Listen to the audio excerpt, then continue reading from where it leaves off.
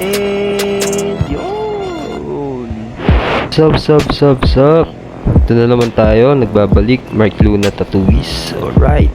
Meron naman tayong kliyente na nagpasagawa, nag-request ng The Last Supper customized design.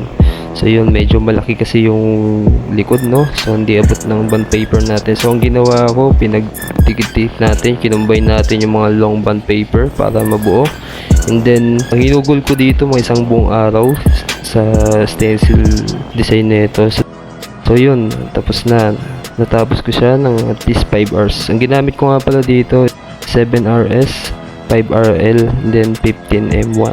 Solid ni client. Sobrang tibay. So yun, sa mga gusto mong patato, PM lang, book lang. Then, dayuin ko kayo dyan, guys. Salamat! Hello, ayaw kayo yung likod ko. Wala, kamamanid ko siya ngayon. May lang, update niya,